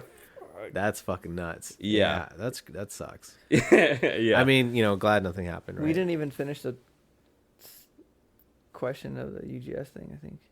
Oh, we didn't. Yeah, we can circle back for that. Yeah, so it's so hard to finish. Yeah, You already yeah. asked him another question about that long spot that you guys had to walk to. You haven't even. You legit asked the question and then you told the story. I didn't about ask the question, but I touched base on it. Oh, okay. I mean, it's the thing. With the three of us have known each other for a decade. If we're gonna talk them and fucking go off on a Yeah. tangent, it is what it is, right? Who It's did you vote for? Joe Biden. Well, all right. So just to wrap that up, though, with UGS, Joe Byron. with UGS, I did look up to it, and Yeah. it wasn't. I didn't care. There's other crews I could have like really wanted to get into that were more up at the time or whatever. But I'm just like, bro, that's kind of like my hometown shit. Like I grew up seeing it before Yeah, I was yeah, into yeah, graffiti. yeah. I knew what UGS was. Yeah. So it was very important for me to be a part of it. And then, pretty much the homie Shane, he was having I want to say it was his 3rd year anniversary for his shop, the first haircut shop. Oh, barber Shane shop he knows opened. Yeah, it was his first bar. He's not in UGS. No. Oh. But he had it, but he knows it's fucking Oh, okay, right, okay. especially from San Mateo County and shit. So actually, I met Says there. Shout out Shane. Yeah, hell yeah. Shane's super tight. So, do you remember So Far West? Was that the He had like a little shop on. Burlingame, right? Yeah. It That was before. That was his record. That was before. San Mateo Zoo. Yeah, it Yeah. was. I think his first. Yeah. Yeah. Sorry, go ahead. Finish. The thought. No, but yeah. So I met Says there, and then At the barbershop? yeah, at the anniversary, Fire. he was just there kicking it. I think Panic UGS was there with them, and then some other dude who was like trying to get in or something, but that didn't work out. Yeah, so I met him there, and I was like fucking probably like 15 or 16 then, and then I just started hitting him up for sketches, and then I eventually I had him hit my black book and stuff, and then Yeah. eventually once he got to know me a little bit, then he started inviting me over, and I would pretty much go to his house. I want to say it was like once a week for a year straight, like every weekend, because I was still in high school. I think I was going to his house sketching like for a year, and like other people have gotten put in way quicker on like easy. I mean, granted, I was not good then Yeah. at all. Yeah. But like I started getting hit up to get in other crews at the time, and then he found out about it, and then he was just like, nah, fuck that. He's like, start hitting up UGS, and I was like so Pumped off of happy it. about it Yeah. that I was able to. But I did kind of have that feeling of like, I don't know why. Before I even got in the crew, I kind of thought like, I have all my friends I grew up with and my close homies that like, I've always been about that like camaraderie of like a crew. I've always liked that, you know. Yeah. These days I'm like, it feels good because of COVID. I'm kind of more focused on my own shit now, and it feels good to have that breather and not be so caught up on like politics with crews and whatnot. Yeah. But I will say that was kind of in the back of my head from the beginning before I even got in. I'm like, oh, it'd be sick to bring in Dasher. It'd be sick to bring in, you know, anyone in my super close friends. Right. Really I mean, it's the people that you're rocking with the most, right? Because the thing is, I seen it in their eyes just like me. Just we would all talk about UGS like that. Yeah. You know what I mean?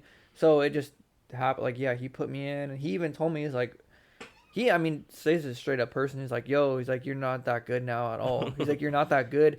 He's like, but the thing is, you trying to learn how to tattoo and whatnot. And he goes, you literally draw every day. He's like, I know you draw every single day. I see you draw every day. And he goes, and I could just tell you're a really driven person. He goes, I know you're going to end up being really good. Yeah. So fuck it. Fuck those other crews. Don't start getting down on those other crews. Rock UGS. So I did. And it's funny because he tells me that now. He's like, I fucking knew it from the beginning. He's like, I could just tell how much you would draw. Shout out to Says, because I mean, he's a very straight up person. He'd tell me all the time, you fucking suck. You don't know how to fucking tag. Dude, come over to my house. Check this out. I went to the foundation spot. I Right when I got put in UGS, I want to say there was a month where all I was doing is going and doing UGS straight letters. Yeah. Right? Because I was just so excited to get down. And you got lucky with that one. So a couple of them came... One or two of them came out okay, but I did one at the foundation. Yeah. And of course, it's the shit that you don't like that ends up running and or being publicized and shit. Yeah. So I go there at nighttime, and I had a Montana can. I got with a Montana can for the outline, and which I was mostly using Osh at the time. But I was like, oh, I'm gonna make this really nice, right? I think it was because like the angle, or I don't know what was going on. Maybe it's because it was cold out. It was a hard ass spot to paint in general. So it was on the main slant, right? So I do the fill in, and then I go to start outlining, and the can just fucking explodes, and it's just like, it's just leaking everywhere. Yeah. Weird. And I was just like, dude, what the fuck? I was so mad about it. But yeah, was it Montana, Germany, or Spain? I don't even remember. It's probably black or I think gold, it was. I think it was hardcore. I don't think all that shit was around then. It was just hardcore. High pressure. So I painted this UGS, came out like shit. Yeah. And it was so bad that Says texted me, like, called me like 2 days after and was like, "Hey man, stop painting UGSs." He's like, damn. And then I was like, "Oh," and I was like, "What?" Like that? He's like, "Yeah, man." And he goes, "You need to get that shit down before you fucking hit." He goes, "Your UGS. Hit it up next to your pieces and your tags and whatever." And he goes, you need to get those UGS straights better. Yeah, he was like, right now I see you hella trying to do those UGS straights, and like they're not coming out good. You need to get them better before you fucking be hitting them up like that. And I'm like, all right, for sure. That's fair. And it made me work at them and get better at them. But check this out, that fucking UGS, you could see it in the photos. There's splatter everywhere. Bro, that shit ended up in hella skate movies. That shit ended up in Really it's the Sorry. Front cover of Trans World Dude, Skateboarding. It was on Thrasher magazine. It was in Thrasher multiple times. It was in Trans World. Yeah. It was in It's a famous spot Really to skate. Sorry. Bro, it was in so much shit, and I'm just like, why does it have to be the shittiest UGS I've ever painted?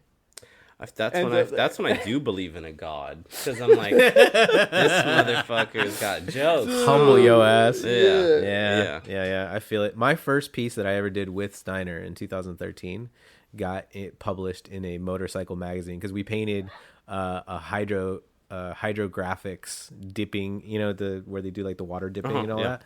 So yeah, the guy invited us out to paint he's like, I want like a cool backdrop, and like my first piece ever, I did that there.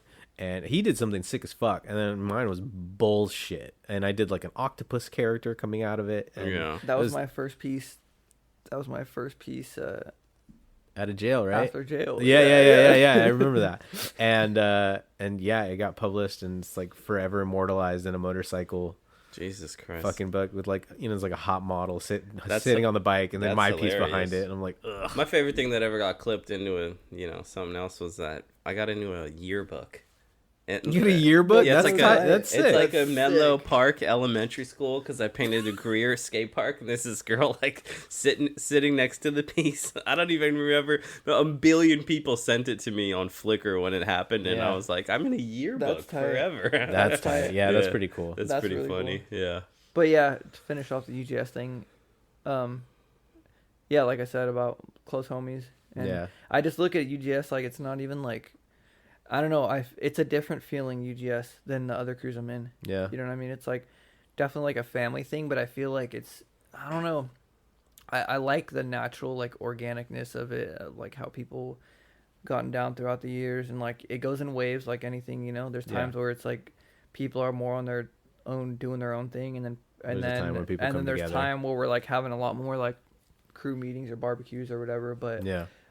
I don't know. I feel like it's just like a UGS barbecues are epic, by the way. it's like part of me now. Like I really truly feel like, damn, UGS. It's like, yeah, and like I don't go around saying that like, oh, UGS was like slowed down a lot, and you know what I mean? But like all of you guys who got in after me, you guys always tell me that, and I appreciate that, because it's like, it's rather than me starting my own crew, which is what I wanted to do, and I was about to do that, it was just kind of like, yeah, fuck it, like since I'm that like new wave of rider that's super driven, I'm just bringing all my homies in, you know what I mean? It's something that we all rock together, you know what I mean? Like, yeah, UGS straight family shit for sure. Yeah, no, it's for me, it's been a very exciting fucking Roller coaster. I like the 7 years now for me. I like years? Go ahead. No, sorry, I'm just curious. How many years have you been in UGS now? Since 2008, I want to say. Fuck. Can I tell you a secret? Yeah. Nobody's listening, right? My favorite crew is like this invisible, non-existent crew that we have with me, you, and Musk. Oh, yeah. Like you're wearing a Musk sweater right now, and Yeah. I was just thinking, like, we've been rocking and working together and doing business from the jump collectively, but there's no crew there. Yeah, yeah. You know, Yeah. but it's absolutely a crew. Yeah. Yeah, You know, I like that. Yeah. And then separately, like excluding Musk, unless he wants to be a part of it, then we also have FEB. The three of us. Oh, shit. Oh, let's talk about that. Let's not talk Yeah. about No. that. Okay, well, I want to at least elaborate. No We one can- will want to listen to I don't this think- podcast. no, that's They'll be like, fucking click. Yeah. No. That's fucking hilarious. Okay, this is non-graffiti at all, and we're gonna talk about this just for 30 seconds. We I think we all dropped out of high school, by the way, or got expelled. Yeah, we yeah, are yeah. not. Don't say that, bro. Everyone's gonna be like, that's why you guys are even open-minded to thinking that. Did you graduate from high school? No. Do I look like I graduated from high school? You can tell the story if Okay, you want. I It's not my proudest moment. No, well, it's not like we believe it, but it's just We did. okay. But to be fair, okay, so basically what happened was we were hanging out at Enor. He had a huge barbecue, and then his wife and kids were in Hawaii for like a week or two or whatever. Yeah, so yeah. you were kind of just like chilling by yourself. So after everyone left, he was like, "Hey, why don't the two of you just come kick it?" We ended up having like a fucking grown man sleepover. Yeah. And just hung out the whole weekend. Painted. Yeah, painting, fucking, and then at the time I smoked weed, so you and I were just stoned out of our fucking minds, and we were watching conspiracy theories, and so of course this was right at the beginning when flat Earth became a thing, and so we're stoned out of our minds, like, shit, maybe the Earth actually is flat. It was a profound weekend. Yeah, I've never been was- so high in my life, and then sure as shit, Styner over here is like, all right, man, you know what? I've seen enough fucking conspiracy theories. He's like, I'm putting on a yeah. vegan documentary. Oh, yeah. And we were like so against it at first. Now that changed our diet Yeah. for the rest of our lives. That's true. That's Since true. then, you know, I don't eat beef. I still eat chicken and fish. I'm not vegan anymore, but I was vegan for like a solid couple months after. And Dude, after that, I didn't eat pork or beef for years. I still haven't. I every once in a while, I will dabble or just, I guess, succumb to Yeah. weakness, but- Yeah, okay, that's fair. I mean, I've had like a carne asada But burrito. before that weekend, I would eat bacon cheeseburgers every single week. You know Yeah, what I mean? no, Like I had that- no. I think that we made vegan cheese, lentil chili, vegan hot dogs. Yeah. But It was fire on too. some serious shit though, on like the other stuff we were watching, it's one of those things like I don't bring up to people because people are so like, you're a fucking. But to be honest with you though, bro, I'm very thankful for that weekend, Right. and I'm thankful for those documentaries on that, because it may be crazy far-fetched. I'm not saying I believe in, even at the time I was like, bro, I'm not diving super deep into that. I don't like really Yeah, I don't actually think the Earth no, is but flat. the thing is, the perspective of human Information. beings just being indoctrinated and believing Yes. everything that's told to them. yes. And the crazy thing is, when someone comes up with this idea, yeah, of like not comes up with it, when someone says, "Hey, I don't believe that the Earth is round," and then someone says, "Why? Why would you not?" It's automatically their response. Yes. You're a fucking idiot, bro. Even my coworkers are like that. One of my coworkers, when I showed up that following week, and I'm like, bro. Like the Earth is flat. I was like, homie. no, but it's just people's reactions, bro. People get, and you know what it is people being indoctrinated since children with the globe. Yeah. They're so defensive to this idea.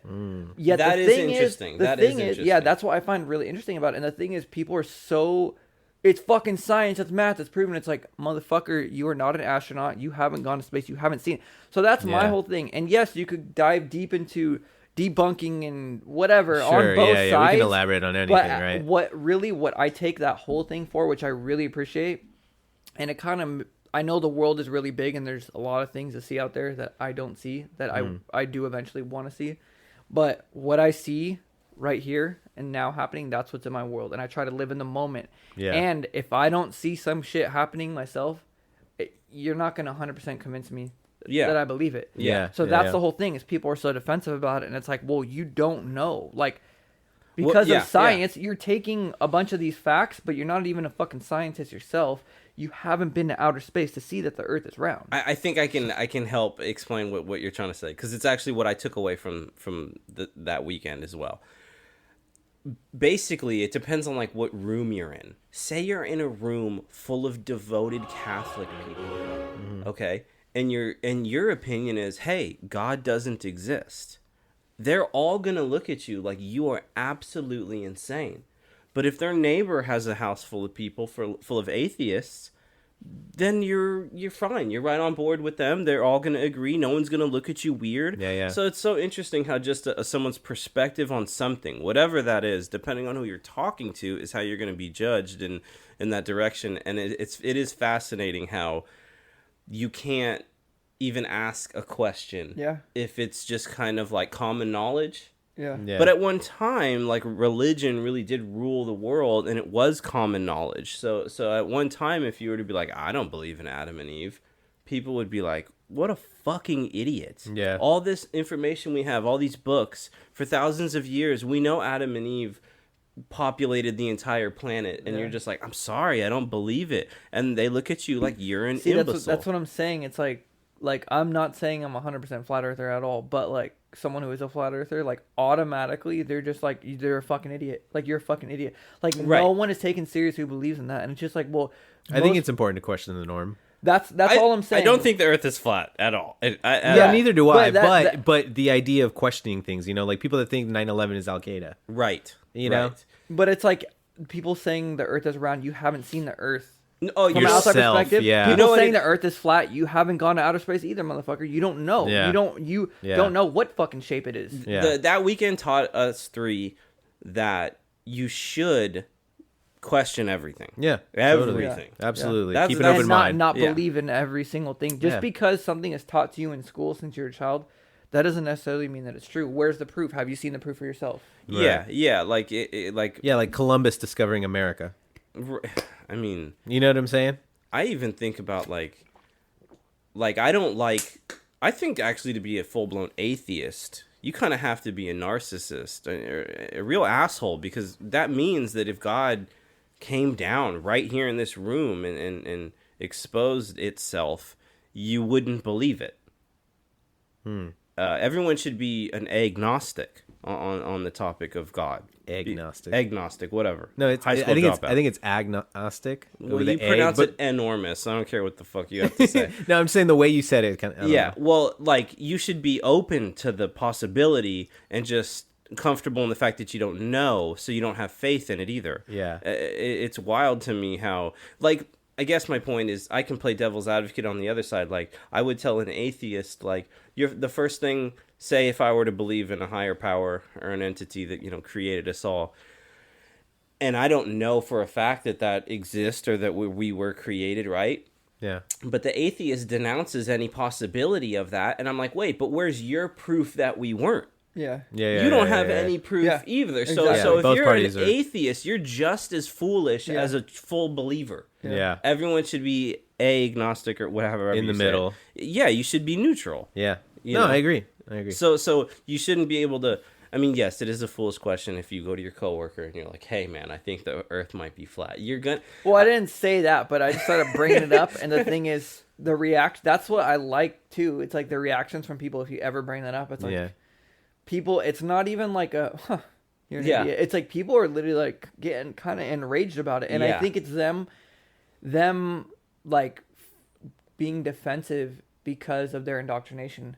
Yeah, It's almost like what I've been brought up to believe in can't be wrong. Right. what I mean? Because it's all I've ever known. Yeah. Yeah. I feel it. Yeah, fascinating. I mean, these people are all going to be really upset when they find out we've been in a simulation this whole time. We're gonna jump into the user questions. Usually getting saucy. Oh. He asked, "Let him know who started tagging with in the story of transit in San Mateo." And you said you kind of wanted to touch base earlier in the podcast. All right, so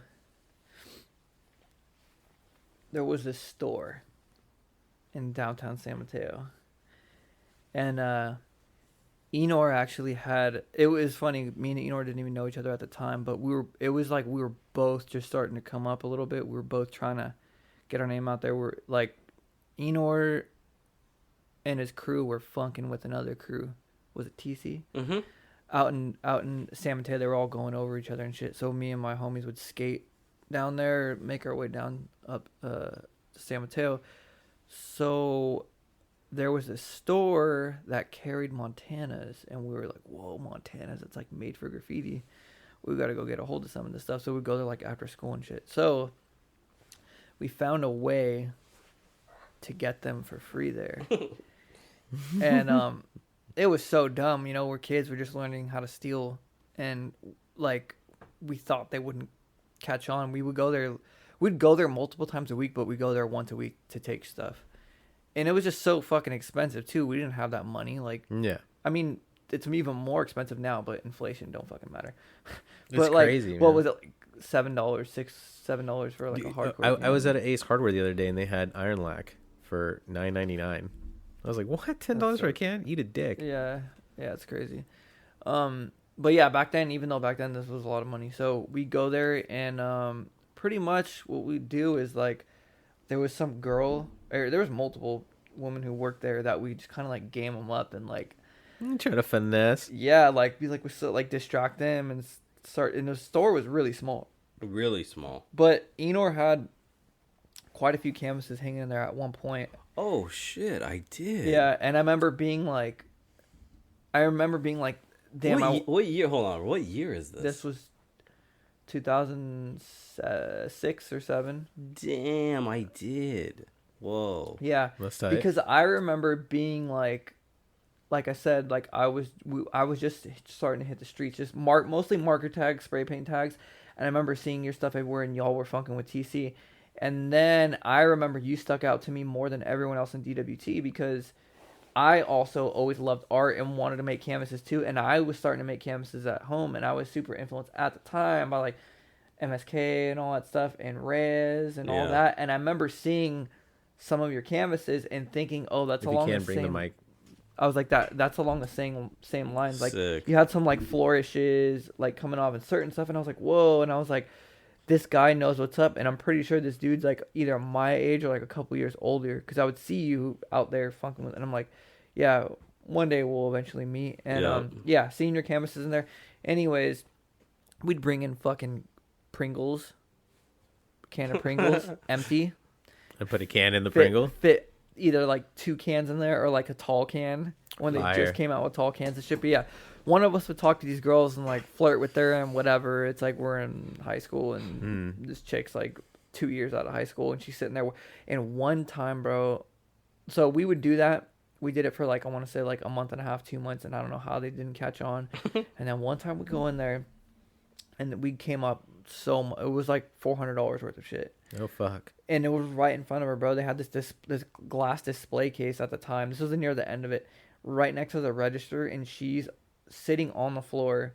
And I remember we like, either me or my homie got her number, and she had one of our numbers, something like that. And while we're talking to her, we're just open this, and she was stocking everything. And there's not a lot of stuff in the store. It was really small.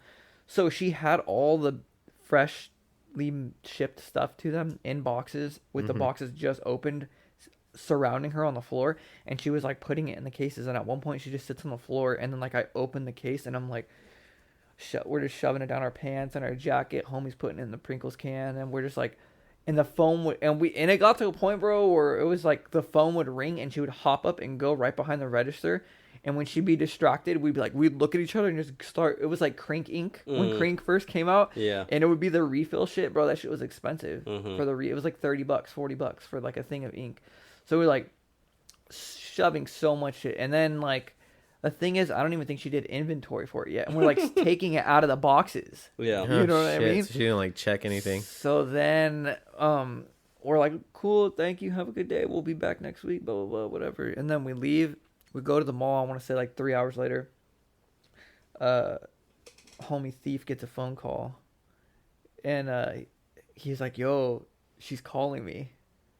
And then I was like, fuck that shit. I'm like, don't pick that shit up. Yeah. And then he has a voicemail, and it was from her, and she's like, hey, you guys need to come back here, like right now. I need to talk to you, blah, blah, blah, blah, blah. And then like, I don't know if it was the owner. I'm not going to say his name. I do know the owner's name. I never met him formally, but I feel kind of bad because he knows like a bunch of people out that I know. Yeah, I Shane did. and shit. Yeah. I know him. Yeah. I didn't know you were stealing from there. Yeah. Well, I didn't know you then. I didn't know you then. So then, I mean, when you're young and you gotta do what you gotta do, you know what I'm saying? So she called and she said, yo, he knows, we know what you did. You just took all that shit like right in front of me. I don't know how you guys did that. And he goes, if you guys don't come here right now, like we're calling the police. And then I looked at my homie and I'm like, fuck that bitch. Fuck that bitch. I was like, fuck that shit. I'm gonna edit that in. And I'm like, bro, we're about to go back there. Like, they're already hella mad. Yeah. We're gonna go back there, They're gonna beat the shit out of you. You're gonna lose all the shit, and then you're gonna get in trouble anyways. Yeah. So I was just like, fuck that, dude. Never went back there I was again. like, just ignore all those phone calls. Shit, we had Getro at the time. Homie walks, and I'm like, yo. I'm like, hey, we're at Tan Fran when he got the phone call. And I'm like, hey, and I'm like, I'm pretty sure you could change your phone number for $10, bro. Hey, we walk over, he fucking changed his phone number in like 10 minutes for $10. Yeah, problem solved. Problem solved. Never heard from him again. Never went there again. Business closed down. And like 3 weeks after that, I felt bad. You guys are the ones that fucking. It's funny. I completely forgot entirely about that entire that shop having canvases. Memory there, unlocked. All of that. That's funny. Yeah. You know what else is really funny? I never sold one of those paintings there. Really? But it's cool to know that they were up and you know, a younger you looked at that. Somebody, Exactly. That's all, you know, that's being relevant. It was cool though, just because like no one in my town, no one else I seen that was just starting to really engulf themselves in graffiti was painting canvases. And I was like trying to do that. I was doing that at home. Yeah. So then I seen him and I'm like, oh, this guy. He's like, with the shit. Yeah. That's funny. Hey, what's up, everybody? This is Myan from All in the Bag podcast. I just cut abruptly there with the podcast because this is going to be a two-parter with Styner. You know, me, Styner, and Enor have been friends for, over a decade. So we just talked and we had to cut down a lot of things because a lot of things didn't pertain to graffiti. Even though we went on a tangent, we still have fun with some of the things that we say, but we did edit down a bunch. So this is the first part. I really want to thank everybody that listened. I also want to give out all the links for everybody. So you can find me at Bay Area Graffiti. That's Bay_area_graffiti. If you're interested in my personal graffiti, it's What's Your Name? And the name is spelled Naym, which is Myan backwards. With Styner, he's under Your God Styner. That's URGODSTYNER. And he's under StynerNeverSleep.com. He has a bunch of merch as well as other artwork that you can find. So feel free to click on our links and you find us that way. Please interact with us. Tell us what you think about part 1. Part 2 will be hopefully in a few weeks right after because we want to keep him for the month of February. Thanks so much for tuning in, and we will catch you on the next episode. Peace.